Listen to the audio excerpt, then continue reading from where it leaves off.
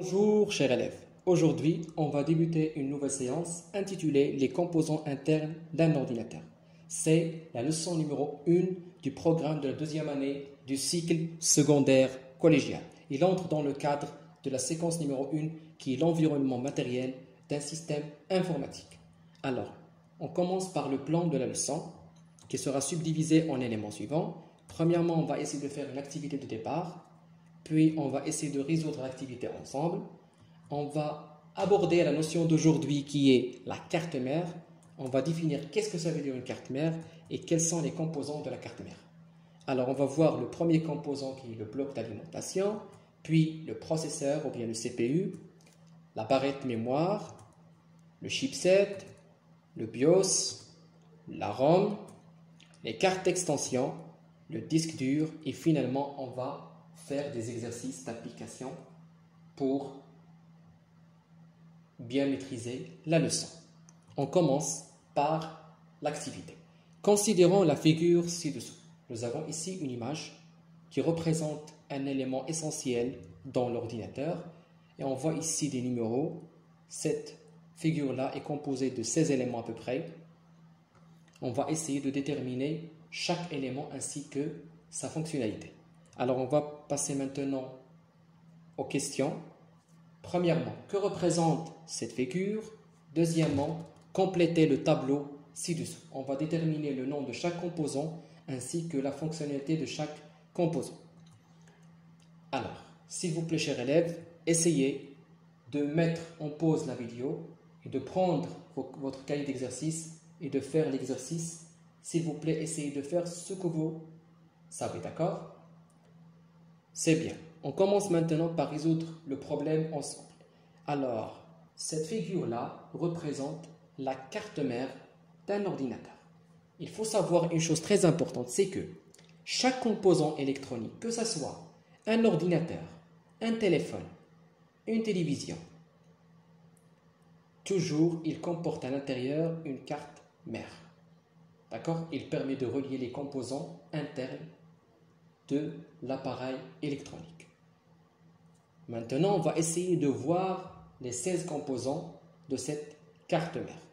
Premièrement, on va voir le premier composant qui est le connecteur IDE. Alors, le connecteur IDE 1 permet de relier ou bien de brancher la carte mère avec le disque dur. Et nous avons le deuxième connecteur, c'est pour connecter le lecteur CD-DVD avec la carte mère.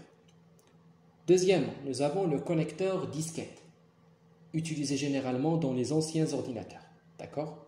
Surtout les ordinateurs de type bureau. Troisièmement, le connecteur d'alimentation. Il faut savoir que chaque composant électronique il a besoin d'électricité pour être alimenté. Pour cela, on a besoin d'un connecteur afin d'alimenter la carte mère qui travaille avec un courant continu et non pas un courant alternatif. On va parler de ce qu'on appelle les slow mémoires, permet de brancher ce qu'on appelle la mémoire vive ou bien la RAM, tout simplement. Nous avons le cinquième composant qui est le microprocesseur. Il représente le cœur de l'ordinateur. Il permet d'effectuer les opérations arithmétiques et logiques dans un ordinateur. Nous avons ce qu'on appelle les ports PS2. Concernant les composants numéro 6 et 7, nous avons deux types de ports PS2 que nous avons déjà vus l'année précédente. Nous avons le port PS2 souris qui a la couleur verte et le port PS2 clavier qui a la couleur violet. Il permet de connecter les anciens claviers et souris. Nous avons dans le composant numéro 8 port USB, permet de connecter les différents types de périphériques USB. Nous avons le port série pour connecter les anciens appareils. Le composant numéro 10, c'est le port parallèle, permet de connecter les anciennes imprimantes. Il a toujours la couleur rose. Nous avons le port réseau pour connecter un réseau Ethernet. Concernant le composant numéro 12, 13 et 14, ce sont les ports audio qui permettent de connecter les enceintes, c'est-à-dire les haut-parleurs, ainsi que le micro.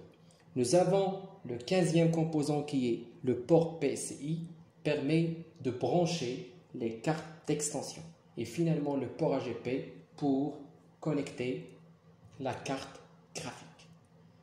On va essayer maintenant de faire un résumé de la leçon tout simplement.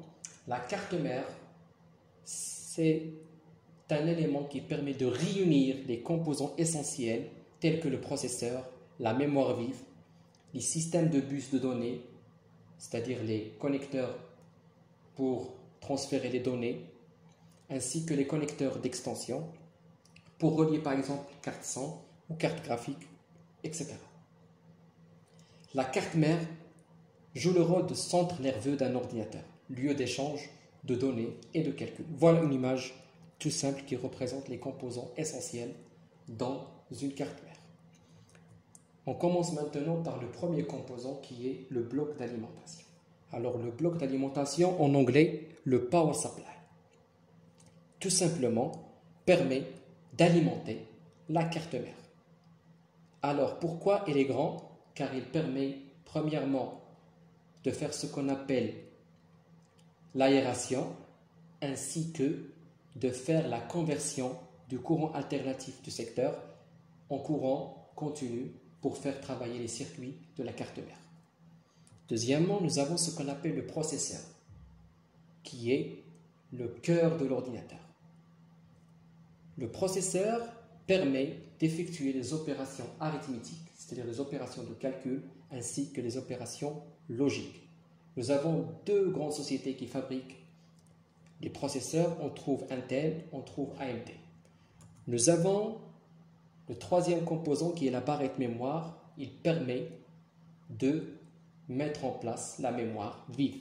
Alors la mémoire vive permet de stocker les données d'une manière temporaire. Ça veut dire, lorsque j'allume mon ordinateur, il stocke les données.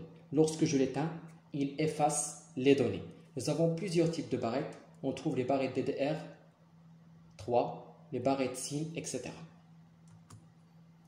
On passe maintenant pour parler un petit peu de BIOS. Alors le BIOS, c'est quoi? C'est un système élémentaire d'entrée-sortie. C'est un programme qui est stocké dans la mémoire morte. D'accord? Il permet de faire démarrer l'ordinateur. C'est le programme de démarrage de l'ordinateur. Lorsque par exemple je démarre mon ordinateur, je trouve le nom de l'ordinateur, le nom du système d'exploitation, la date qui est réglée, l'heure qui est réglée. Alors là, c'est l'affaire de BIOS, d'accord? On va parler maintenant de chipset. C'est un jeu de composants électroniques, c'est un circuit intégré tout simplement. Il permet de faire le rôle d'un agent de police. Pourquoi? Car il permet de gérer les flux de données numériques entre le processeur, la mémoire et les périphériques. C'est-à-dire, il organise la circulation des données entre ces trois éléments, qui est le processeur, la mémoire et les périphériques. Nous avons la ROM, la mémoire morte. Il permet de sauvegarder les données d'une manière permanente. D'accord? Il contient le BIOS, c'est-à-dire le programme de démarrage de l'ordinateur.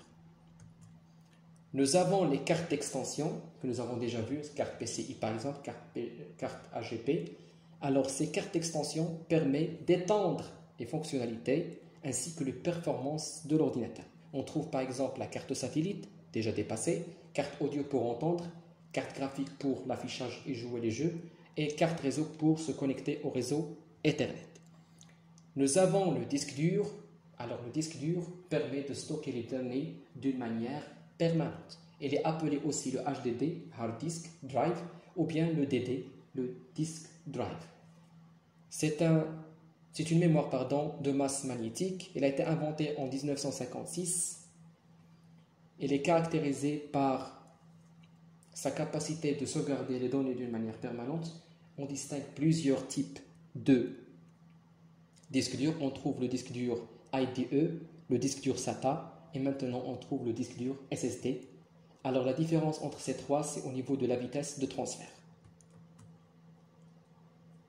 Maintenant, chers élèves, il faut savoir une chose très importante qu'il faut retenir de cette leçon, c'est que la performance d'un ordinateur, ça dépend de sa configuration matérielle. Si je veux un ordinateur fort, alors là, je dois voir sa configuration matérielle, c'est-à-dire le processeur, la RAM, ainsi que les cartes d'extension que je peux ajouter, et même le disque dur, la capacité de disque dur.